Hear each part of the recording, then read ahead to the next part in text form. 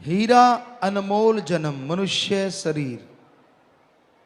बाकी जितने भी शरीर हैं हालांकि दुर्लभ हैं, लेकिन आत्मा के लिए जो शरीर सबसे दुर्लभ है, किसी भी मोल पे कहीं भी खरीदा नहीं जा सकता, वो मनुष्य शरीर है। और ये दुर्लभ इसलिए कहा गया कि आत्मा को ओम हरि अल्लाह राम से बिछड़े हुए सदियां गुजर गई, युग बीत गए, मालूम नहीं कब से आत्मा तड़फ रही है, व्याकुल है। और तड़फती हुई आत्मा को, व्याकुल आत्मा को आवागमन से, जन्म मरण से आजादी का मौका किसी जन्म में मिला है तो वो जन्म है मनुष्य शरीर, मनुष्य जन्म। बाकी जितने भी शरीर हैं उनमें आत्मा आवागमन से आजाद नहीं हो सकती, जन्म मरण से आजाद नहीं हो सकती। सिर्फ मनुष्य शरीर में ही प्रभु ने मौका दिया है, मालिक ने मौका दिया है कि ये जन्म मरण से आजाद हो जाए। लेकिन ये संभव तभी है जब सुमरन किया जाए, जब भक्ति की जाए। जब तक जीवात्मा मनुष्य शरीर में ओम हरि अल्लाह राम की भक्ति इबादत नहीं करती, तब तक आवागमन से आजाद नहीं हो सकती। जन्म मरण का चक्कर बड़ा लंबा है। धर्मों में हमने पढ़ा सदियां गुजर गई आत्मा को भटकते हुए, युग बीत गए। अलग अलग धर्मों में भाषा जरूर अलग अलग है, लेकिन सबका मतलब यही है कि आत्मा को मालिक से बिछुड़े युग हो गए, सदियां गुजर गई, बहुत समय हो गया। एक जन्म मरण का दुख भयानक है।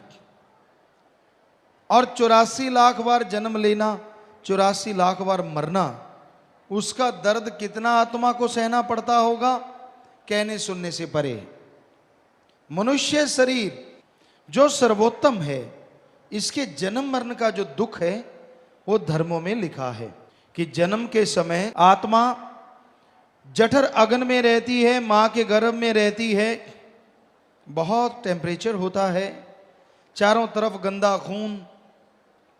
आत्मा शुरू में आ जाती है और फिर शरीर बनता है, तो वो व्याकुलता, बेहद परेशानी, तड़पती हुई आत्मा मालिक को बुलाती है, मालिक का नाम लेती है, मालिक में लिब लग जाती है। और आत्मा तड़पती हुई व्याकुलता से मालिक को बुलाती है, तो उसका ध्यान मालिक से जुड़ जाता है, उसका ख्याल मालिक से लग जाता है, तब जाके ये शरीर बनता है, शरीर की रचना होती है। और शरीर बनके जब आत्मा बाहर आती है तो उसकी लिब मालिक से टूट जाती है एकदम से, और दुनिया की हवा ऐसी लगती है, कभी कभार रोती है मालिक की याद में। नन्हे शिशु को आपने देखा होगा, कभी कभी वो बेवजह ही तड़फ के रोने लगता है। वो उस मालिक से टूटी लिब की वजह, उसका ध्यान मालिक से ताजा ताजा टूटा होता है। वो आंखें मूंदता है कि मेरा दुनिया में ध्यान ना जमे, लेकिन धीरे धीरे माया ये काल की ऐसा असर करती है कि दयाल की तरफ से ध्यान बिल्कुल हटता चला जाता है और दुनिया में वो खोता चला जाता है। तो बेहद दुख दर्द उठा के आत्मा शरीर धारण करके इस संसार में आती है, और जब मरती है, मनुष्य शरीर जब छूटता है, तो इसमें भी बेहद दर्द होता है। हिंदू महापुरुषों ने लिखा है, जैसे 100,000 बिच्छू इकट्ठा डंक मारे, आदमी को दर्द हो मरे ना, जितना दर्द उसे उससे होता है, इससे कई गुना बढ़ के दर्द मौत के समय आत्मा को झेलना पड़ता है। इस्लाम धर्म में लिखा है, कांटेदार झाड़ी गुद्दे के रास्ते डाल के मुख के रास्ते खींच के निकाली जाए, जैसे शरीर का हाल होता है वैसा हाल आत्मा जब शरीर छोड़ती है तब उसे झेलना पड़ता है। और यही बात सिख धर्म में लिखी है, जिंद निमाणी कडिए हड्डा को कुड़काय, कि जब आत्मा शरीर से निकलती है तो ऐसा होता है कि सारा शरीर टूट जाता है, जैसे सारी हड्डियां तोड़ दी जाएं, और फिर आत्मा शरीर को छोड़ के बाहर जाती। इतने दर्द का एहसास होता है, इतना दर्द झेलना पड़ता है, बेहद दर्द। तो आत्मा को भयानक दर्द तकलीफ झेलनी पड़ती है।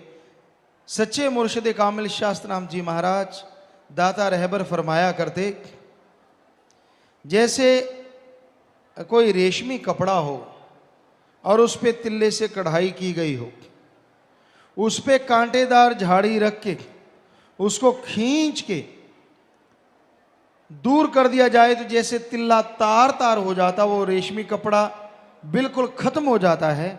उसी तरह जब आत्मा शरीर छोड़ती है, आत्मा का हश्र होता है, आत्मा को बेहद दुख उठाना पड़ता है। तो ध्यान दीजिए, जन्म मरण का इतना भयानक दुख है, और 84 लाख बार जन्म लेना मरना कितना दुख रहा होगा, कहने सुनने से परे है। और धर्मों में यह भी लिखा है कि आत्मा शरीर को ऐसे भी छोड़ती है जैसे हम कपड़ा उतार देते हैं, कपड़ा उतारा नया पहन लिया। यह कब संभव है? इसके लिए ओम हरि अल्लाह राम के नाम से जुड़ना जरूरी है। उस ओंकार जिसने ब्रह्मा विष्णु महेश को बनाया, उस नूरे जलाल अल्लाह ताला जिसने सारी सृष्टि खलकत फरिश्तों को बनाया, वो एक ओंकार वाहिगुरु जिसने सब कुछ बनाया, वो सुप्रीम पावर गॉड जिसने सब कुछ बनाया तैयार किया, उसका नाम लोगे तो मौत के समय चेहरे पे ज्यादा नूर आ जाता है। और आदमी कई तो बता के जाते हैं कि मैं फलां टाइम पे जाऊंगा, भाई मेरा मालिक लेने आया है। ऐसी खुशी होती है जो जिंदगी में कभी हुई नहीं होती, दर्द तो दूर की बात। सो राम नाम में, भगवान की भक्ति में इतनी शक्ति है, इसलिए मालिक का नाम लेना चाहिए, मालिक की भक्ति करनी चाहिए। मालिक की भक्ति से ही ये सब कुछ संभव है, अन्यथा भाई जन्म मरण के दुख भोगने पड़ते हैं। और मालिक की भक्ति से 84 लाख जन्म मरण का चक्कर भी खत्म हो जाता है। इस जन्म में मौत का डर तो होता ही नहीं, बल्कि आगे से भी जन्म मरण का जो दर्द है वो हमेशा के लिए खत्म हो जाता है। ऐसा है ओम हरि अल्लाह राम का नाम। इसलिए मालिक का नाम लेने में हिचक नहीं करनी चाहिए, झिझक नहीं करनी चाहिए। और उसको लेने में कोई पैसा तो लगता नहीं, कोई कपड़ों का रंग नहीं बदलना, कोई धर्म जात मजहब नहीं बदलना, घर बार नहीं छोड़ना। आप अपने घर परिवार में रहते हुए मालिक का नाम ले सकते हैं, प्रभु की भक्ति इबादत कर सकते हैं। क्योंकि मालिक का नाम लेने से, प्रभु की भक्ति इबादत करने से इंसान के जन्म मरण का चक्कर तो खत्म होता ही होता है, बल्कि आवागमन से भी मुक्ति मिलती है, आवागमन से भी मोक्ष मुक्ति मिलती है। और जीते जी जितने गम दुख दर्द चिंता बीमारियां हैं, वो भी पहाड़ जैसी अगर हैं तो कंकर में बदल जाया करती हैं। इसलिए हर किसी को मालिक का नाम लेना चाहिए, हर किसी को प्रभु की भक्ति इबादत करनी चाहिए। उस भक्ति में ही खुशियां हैं, उस भक्ति में ही इंसान को चैन आता है, आनंद आता है, लज्जत मिलती है। तो भाई मालिक का नाम सुखों की खान है, मालिक का नाम खुशियां देने वाला है, मालिक का नाम खुशियां बरकरार रखता है। जैसे आपको खुशियां मिल गई, घर में सब कुछ आ गया, लेकिन वो खुशियां हमेशा बरकरार रहें, वो खुशियां कभी कम ना होने पाएं, इसके लिए जरूरी है कि आप मालिक का नाम लेते रहें। अरे जोर क्या लगता है आपका? अगर सुबह शाम 15 मिनट 20 मिनट देने से मालिक के नाम से आपके भयानक कर्म कट जाते हैं, तो आप मालिक का नाम लेते क्यों नहीं? भक्ति इबादत करते क्यों नहीं? मालिक का नाम जरूर लेना चाहिए। इंसान मालिक का नाम ले तो ही खुशियां मिलती हैं। जब मालिक का नाम लेना बंद कर देता है तो उसे अपने कर्मों का बोझ उठाना पड़ता है। तो मालिक का नाम बिना दाम के मिलता है। मालिक का नाम लेने में कोई दाम नहीं लगते। और हैरानी है, फिर भी लोग मैं फिर देखूंगा, फिर सोचूंगा, अभी ठहर के लूंगा। क्यों भाई? क्या तेरे पास भरोसा है कि वो आने वाला टाइम तेरे हाथ में है? श्वास आए ना आए, ये तो राम जी जाने, अल्लाह मालिक जाने किसके कितने श्वास बकाया हैं। इसलिए ये बहुत जरूरी है कि आप समय रहते मालिक को याद करो, भक्ति इबादत करो। जो समय की कदर करते हैं उन पे ही मालिक का रहमो करम बरसा करता है। और जो समय की कदर नहीं करते वो हमेशा पश्चाताप में रहते हैं। तो मनुष्य जन्म रूपी समय आपके हाथ से फिसलता जा रहा है। इसमें उस परम पिता परमात्मा का नाम जपो। दुनिया में ऐशो आराम के लिए आप कितना साजो सामान जुटाते हैं। गाड़ी चाहिए, रहने को बढ़िया घर बंगला बगीचा चाहिए, अच्छी औलाद हो, तंदुरुस्ती चाहिए, अच्छा खाने पीने का सामान चाहिए। पर ये सारा तभी अच्छा लगता है अगर शरीर तंदुरुस्त है। बीमार इंसान को सोने के कमरे में बिठा दो, गोल्ड के कमरे में बिठा दो, 10 एसी लगा दो, क्या उसे कोई चैन आएगा? उसे कोई असर नहीं। चाहे आम मकान में हो चाहे उसमें, वो चारपाई पे लेटा है, कर्रा रहा है, दर्द ही दर्द शरीर में हो रहा है। इससे अच्छा है कि वो तंदुरुस्त रहे, चाहे एसी ना हो, गोल्ड ना हो, चाहे एक पेड़ के नीचे ना रहना पड़े, पर तंदुरुस्त जैसा कोई सौगात नहीं। तो अगर जीवन में तंदुरुस्ती चाहते हो कि आपको बीमारियां लगे ही ना, तो राम का नाम रेगुलर जपा करो। जैसे सुबह सुबह उठते हो, चाय नाश्ता लेना जरूरी, आप लेते हैं, खाना लेना जरूरी, दिन को भी खाना टाइम पे लेते हैं, नहीं लेते तो अंदर चूहे कूदते हैं। सारा काम आप टाइम पे करते हैं। एक ही काम है जो टाइम पे नहीं करते, राम का नाम, अल्लाह की इबादत, वाहिगुरु की याद। उसके लिए भी टाइम निश्चित कर लो कि हाँ भाई मैं इस टाइम नाम जपूंगा, रात को भी इस टाइम जपूंगा ही जपूंगा। और उसका नाम जपने से तंदुरुस्तियां आएंगी, घर में बरकत आएगी और आने वाली परेशानियां उड़ती चली जाएंगी। क्यों नहीं थोड़ा सा टाइम देते? क्यों नहीं जरा सा समय देते?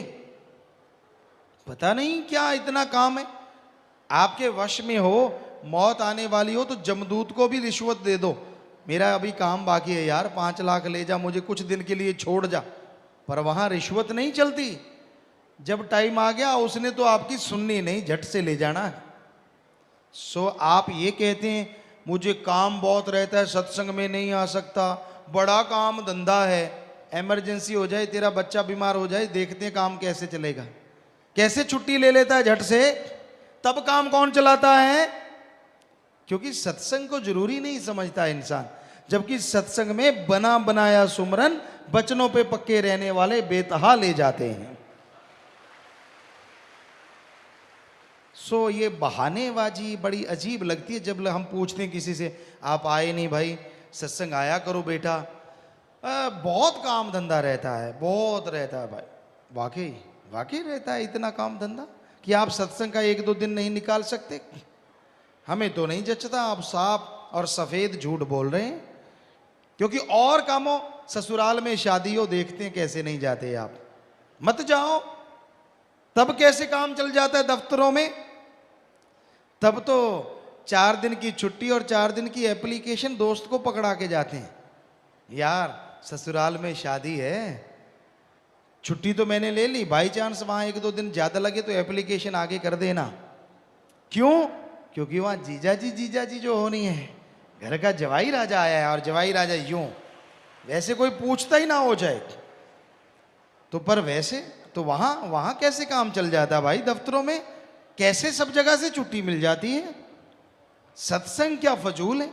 अरे सत्संग फजूल के पाप कर्मों को जो आपको भोगने पड़ रहे हैं जला के राख कर देता है, इसलिए सत्संग में जरूर आया करो। हर धर्म में लिखा है, हमने सारे धर्म पढ़े हैं सदगुरु की कृपा से, हर धर्म में लिखा है सत्संग में भगवान विराजमान होते हैं और बेइंतहा मूसलाधार दया में रहमत बरसाते रहते हैं। क्या पता कौन सी रहमत आप पे बरस जाए और कैसे आप दोनों जहान की खुशियों से माला माल हो जाएं।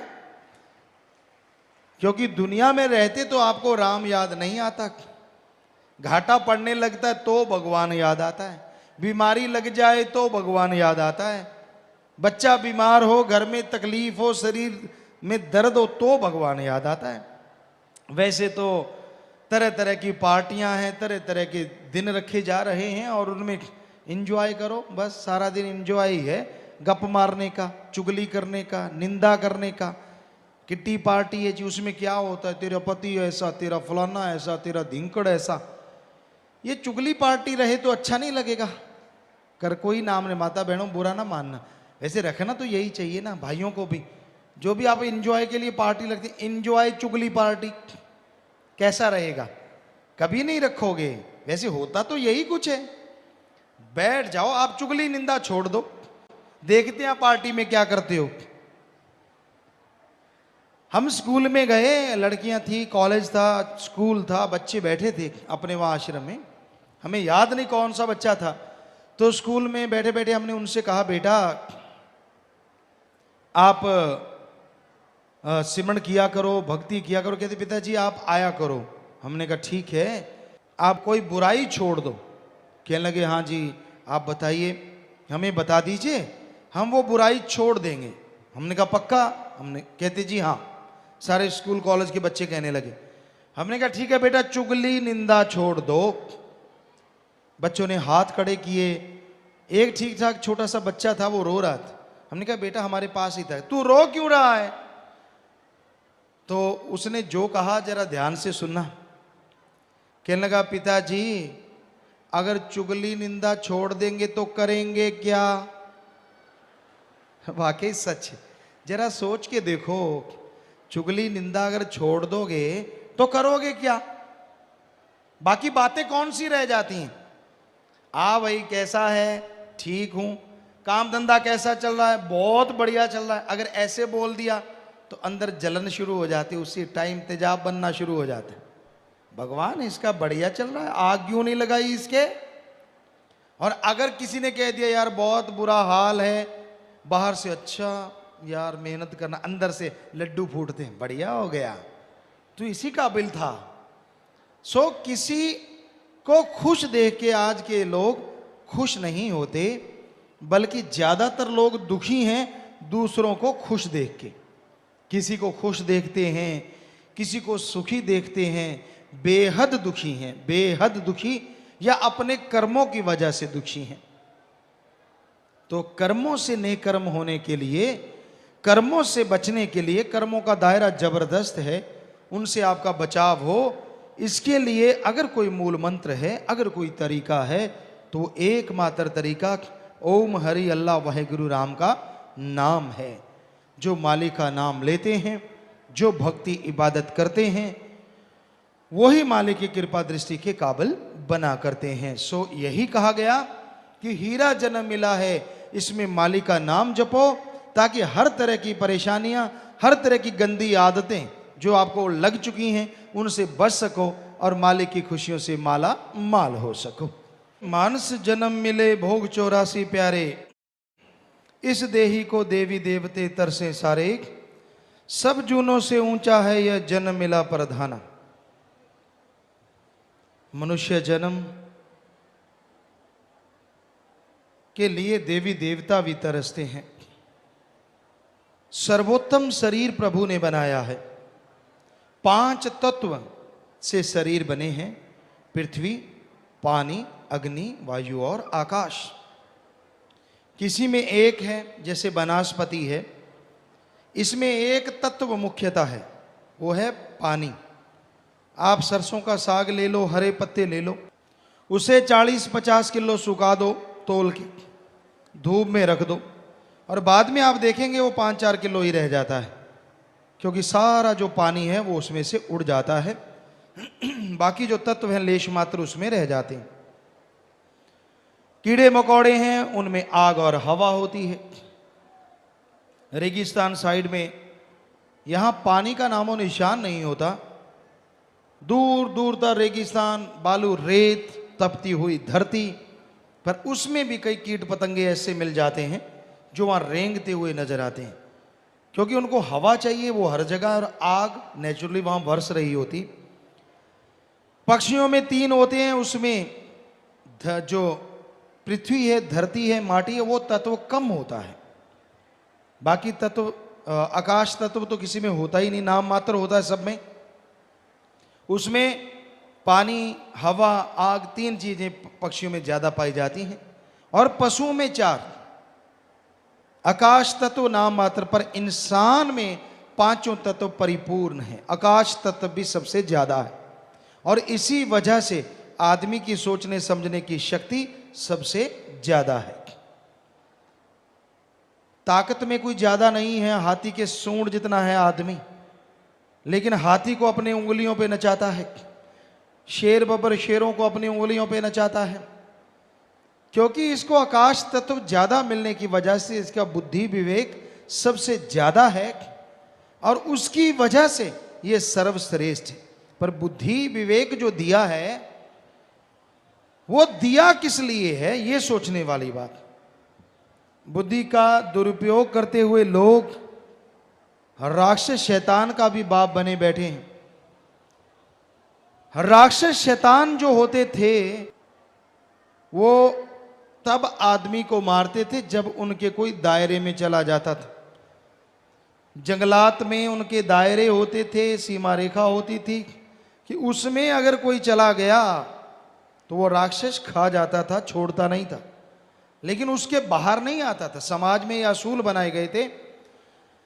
तब युग कुछ और था कि जो मांस मदिरा बुरे कर्म करते हैं उनको राक्षस की उपाधि दी जाती थी, और उनका एक दायरा जंगलात में छोड़ दिया जाता था। इससे बाहर आया तो तुझे मार देंगे, इसके अंदर जो मर्जी कर। तो वो वहां रहते थे। तो कोई क्यों जाएगा कि इधर राक्षस क्या लेने जाएगा। लेकिन आज घोर कलयुग, ऐसा कलयुग है, चंद नोटों के लिए आदमी बिक रहे हैं, और आदमी आदमी को खत्म कर रहा है, और इसका कोई दायरा नहीं। क्या पता कब सोए हुए निर्दोषों को खत्म कर दें, क्या पता चंद नोट के लालच के लिए कब अपने बाप को, भाई को, बहन को, मां को कब कोई मार दे, कोई भरोसा नहीं। इंसानियत रस्ताल में चली गई, मानवता खत्म होती जा रही है, ये भावना बिल्कुल बर्बाद होती जा रही है। तो भाई इंसानियत को जिंदा रखना है, जरूरी है, और इंसानियत को जिंदा रखने के लिए इस दिमाग का दुरुपयोग नहीं करना चाहिए। सदुपयोग करो, अच्छे नेक कर्म करो, भावना से अल्लाह मालिक राम को याद करो। अगर कोई सच्ची भावना से मालिक को याद करता है तो ही मालिक की दया में रहमत को पा सकता है।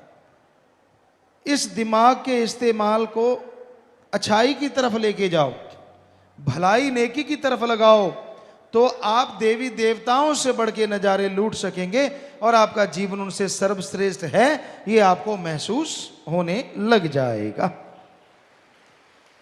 इतने नज़ारे आप इस मृत्यु लोक में ले सकते हैं, इतनी खुशियां आप मृत्यु लोक में ले सकते हैं।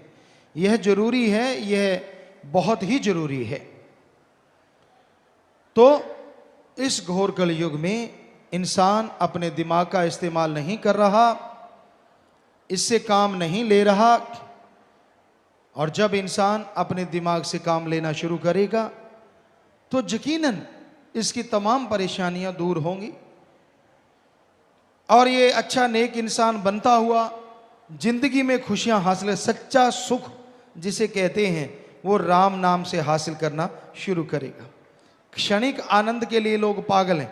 कोई इंद्रियों के भोग विलास के लिए पागल हुए फिरते हैं, थोड़े से पैसे के लिए पागल हुए फिरते हैं, जीवा के स्वाद के लिए पागल हुए फिरते हैं। तो ये पागलपन, ये इंद्रियों का भोग विलास क्षणिक होता है। थोड़े देर के लिए, थोड़े से समय के लिए इंसान पागल हो जाता है, और जो परमानंद है, जो हमेशा रहने वाला आनंद है, हमेशा रहने वाली खुशी है, उससे गुमराह हो जाता है, उससे दूर हो जाता है। तो इंसान अगर हमेशा सुख चाहता है तो राम का नाम जपने से ही परमानंद आता है भाई। बाकी सुख आए गए, लेकिन राम नाम का सुख, अल्लाह मालिक की भक्ति इबादत का सुख एक बार मिल गया तो परमानेंटली हो जाता है, और दोनों जहान में इंसान खुशी से, सुखों से माला माल रहता है। जैसे वृक्ष की टहनी से फल पक के धरती पे गिर जाता है, वो दोबारा उस टहनी पे नहीं लग सकता, उसी तरह जीवात्मा जन्म पका हुआ फल है, जिसमें उस ओम हरि अल्लाह राम को पाया जा सकता है, उस भगवान के दर्शन हो सकते हैं, और भगवान को पाके इंसान अंदर बाहर मालिक की खुशियों से माला माल हो सकता है। यह संभव है अगर इंसान प्रभु के नाम का सुमरन करे, अगर उस मालिक की भक्ति करे तो आवागमन से मुक्ति मिलेगी और तमाम सुखों को हासिल करेगा। अन्यथा अपने कर्मों को भोगता हुआ इंसान मालिक से दूर होता चला जाएगा और मालिक की भक्ति से खाली हो जाएगा। तो भाई, अगर आप जिंदगी में सुख चाहते हो, अगर जिंदगी में परमानंद चाहते हो, तो आप राम नाम, ओम हरि अल्लाह मालिक की भक्ति इबादत नियमानुसार करो।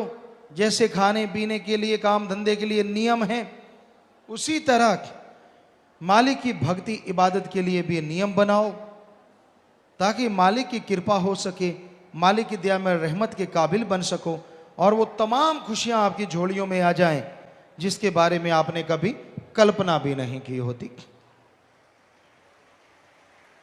ये संभव है, आदमी के लिए हर चीज संभव है, पर अगर मालिक का नाम जपे, मालिक की भक्ति करे, तो वो खुशियां मिलती हैं जो कर्मों में नहीं भी होती। तो आप अपने कर्म खुद बना सकते हैं। कहते हैं भगवान ने जितना लिखा है उससे कम ज्यादा नहीं हो सकता, जितना लिखा है उतना ही मिलेगा। हो सकता है यह सच हो, लेकिन इंसान अपने भाग्य को बदल सकता है, यह भी भगवान ने अधिकार दिया है वो भी भगवान के हुक्म में। हिम्मत करे अगर इंसान तो सहायता करे भगवान। हमारे हिंदू धर्मों में लिखा है, इस्लाम धर्म में लिखा है, हिम्मते मर्दा मददे खुदा।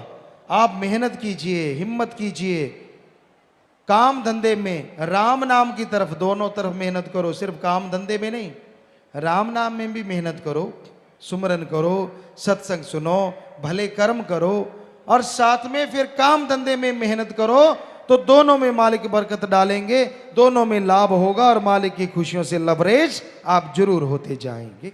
आगे भजन में आया, घर और काम को भूला, विषयों में मन लगाया, प्रभु भुलाने लिए माया ने जाल बिछाया, मन माया से बचने लिए सत्संग में है आना। घर भूल गया, असली घर, असली मुकाम कौन सा है जीव का?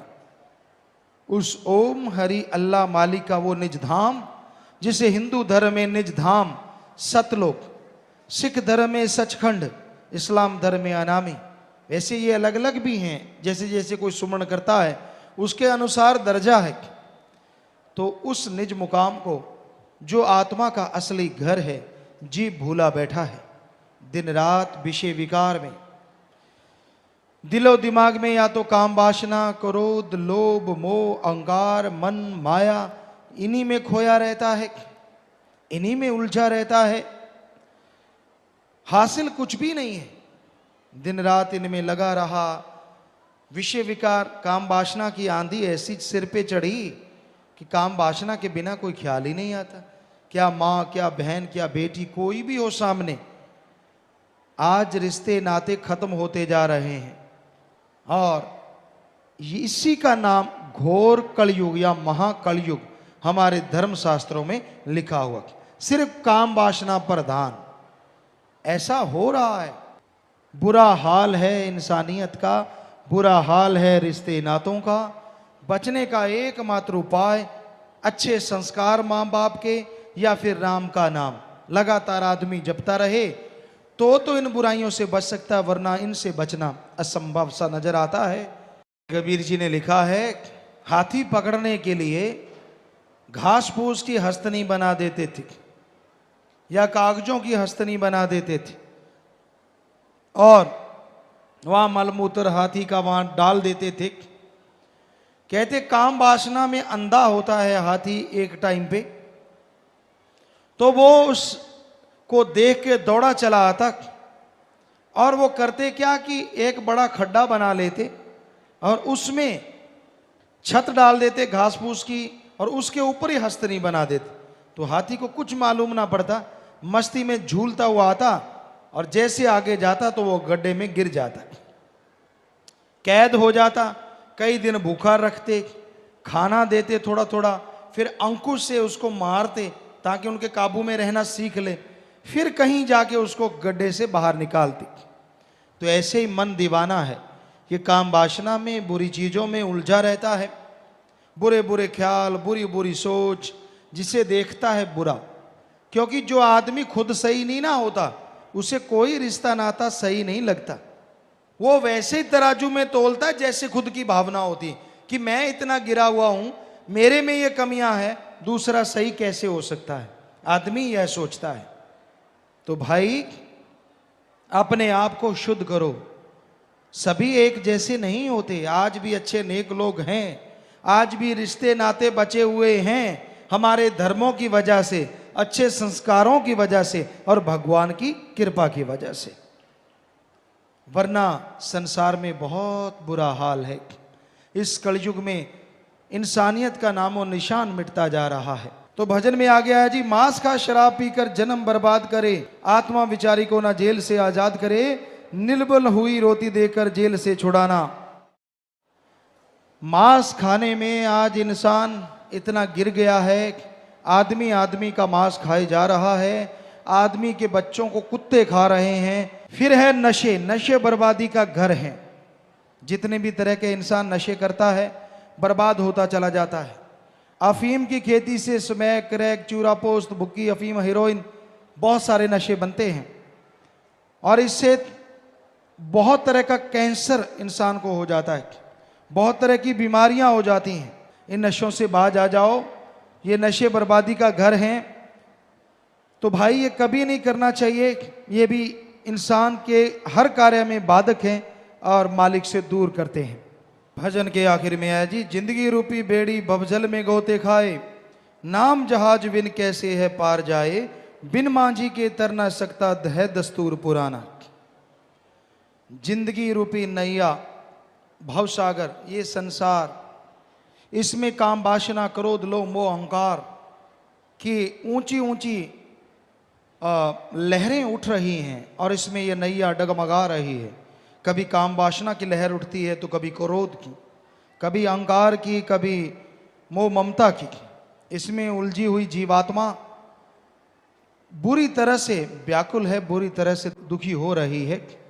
इनसे बचने के लिए एकमात्र उपाय सत्संग में चल के आना और सत्संग में से मिलने वाले नाम को लेके ध्याना, नाम का सुमरन करना, उसकी भक्ति इबादत करना, यही एकमात्र उपाय है जिसमें जीव अपनी खुशियां हासिल कर सकता है, मालिक की दया में रहमत के काबिल बन सकता है। और नाम जहाज है, यहां भी जैसे जहाज पे बैठो, कोई सफर तय करना है, वैसे गाड़ियों में 2 दिन 2 रात लगे, 3 दिन 3 रात लगे, कहाँ 2-4 घंटे में वहाँ पहुँचा जा सकता है। उसी तरह दुख परेशानियों से आज़ादी के लिए, गम दुख दर्द चिंता से मुक्ति के लिए नाम एक ऐसा जहाज है, जो कोई नाम जहाज पे चढ़ता है पलों में परेशानियों से दूर कर देता है और मालिक की दया में रहमत से माला माल कर देता है। सो नाम रूपी जहाज गुरु मंत्र को लेना अति जरूरी है। तो भजन के आखिरी की लाइनों में आया, खुदी का रोग बड़ा कोई ना बच सका, ऋषि मुनि और पीर सभी को लग जाए, दया गरीबी धारण करना शास्त्र नाम जी का समझाना। खुदी अहंकार बुरी बला है। किस बात का अहंकार है? रावण सबसे बड़ा विद्वान, सबसे बड़ा धनवान, सबसे बड़ा औलादवान और सबसे बड़ा राजनीतिज्ञ वो था, लेकिन उसने अहंकार किया, सब कुछ माटी में मिल गया। आप किस बात का अहंकार करते हैं? चंद नोट आ गए, चंद लोग पीछे लग गए, थोड़े बच्चे हैं, कोई सुंदर है या कोई चीज, ना अहंकार ना करो। मालिक की देन समझो कि मालिक तूने बख्श रखा है, सब कुछ तेरा दिया हुआ है। अहंकार ना करो। नाम दे आने वाले अहंकार में ना आना, करी कराई भक्ति माटी में ना मिलाना। हाथी जैसे नहाता है, बाद में कीचड़ डाल लेता है। आदमी की नजरिए से यार बड़ा अजीब बात है, पहले नहाया बाद में कीचड़। वैसे ही की गई भक्ति चली जाती है जब आप अहंकार कर लेते हैं, मैं कुछ हूं। इस पे एक बात याद में आई, मुसलमान फकीर हुए हैं, तो वो एक जगह काम कर रहे थे, कार्य कर रहे थे। बुल्ले शाह का नाम आपने सुना है। तो रोजे के दिन थे, वो अल्लड़ मस्त फकीर अपने काम कर रहा था। तो उनके कुछ साथी बैठे हुए खाना खाने लगे। तो घुड़सवार वहां से आए, कहने लगे यार ये दिखने में मुसलमान लगते हैं और खाना खा रहे हैं, पूछो ये कौन है। उनसे पूछा कौन हो भाई? कहते हम मुसलमान हैं। तो उनके कोड़े बरसा दिए, खूब कोड़े मारे। रमजान का पवित्र महीना आप ऐसा कर रहे हो? बुल्ले शाह से पूछा आप कौन हो? कहता जी मैं तो मालिक का बंदा हूं। कहते तेरा कोई धर्म जात मजहब? कहते मालिक की औलाद, मालिक ही मेरा धर्म, मालिक ही मेरी जात। कहते छोड़ो पागल है, चले गए। अब उनके साथ वाले कुछ दूर थे, बुल्ले शाह काफी दूर थे। वो भागे भागे आए, रोते कहराते। कहते बाबा तेरे को तो कुछ भी नहीं कहा, हमें वो मार पीट के चले गए। तो आगे से बुल्ले शाह मुस्कुरा के कहने लगे आप कुछ बने होगे, अंदर खुद ही आ गई होगी। जब हम मानते कि हम सभी धर्मों को मानते तो यही कहो कि हम तो मालिक के बंदे हैं जी। तो आपने उस मेरे असूलों को माना नहीं तो डंडे तो पड़नी ही थी। अगर मुसलमान हो तो रमजान के पवित्र महीने में रोजा रखो, उस टाइम ये सख्त होता था। तो भाई आदमी जब कुछ बन जाता, मैं कुछ हूं, मैं ये, मैं वो, मैं फलां, मेरे में अकल ज्यादा, फलां तो पागल, तब आदमी धोखा खाता है, उसे खुशियां नहीं मिलती। इसलिए अहंकार नहीं करना चाहिए। दीनता नम्रता धारण करो, मीठा बोलो, अच्छा सोचो, भला करो और भला करने की प्रेरणा दो। कभी कड़वा ना बोलो, किसी को बुरा ना बोलो, क्योंकि बुरा बोलने वाला, गलत बोलने वाला किसी को भाता नहीं। इसलिए मीठा बोलो, दीनता नम्रता से रहो, माटी बन के रहो। माटी बन जाओ तो माटी की कीमत बेशुमार होती है। और मालिक के दरबार में तो कोई माटी बने तो मालिक उसे ताज पे लगा लेते हैं, उसे ऐसा जर्रा बनाते हैं जो सारी दुनिया को रोशन करता रहता है। माटी बनना ही मुश्किल है। दीनता नम्रता धारण करो। कहने में कह देते हैं, वैसे छेड़ के देखो ऐसा लगता है जैसे आग में हाथ लगा लिया हो। सो भाई दीनता नम्रता धारण करना, मीठा बोलना राम के नाम से संभव है। भक्ति इबादत से वरना हर आदमी ईगो में जल रहा है, हर आदमी की एक हैसियत बनी हुई है, उससे जरा सा भी टस मस नहीं होता, समझौता नहीं करता। सो सुमन के द्वारा सब कुछ संभव है और दीनता नम्रता से मालिक को पाया जा सकता है जी।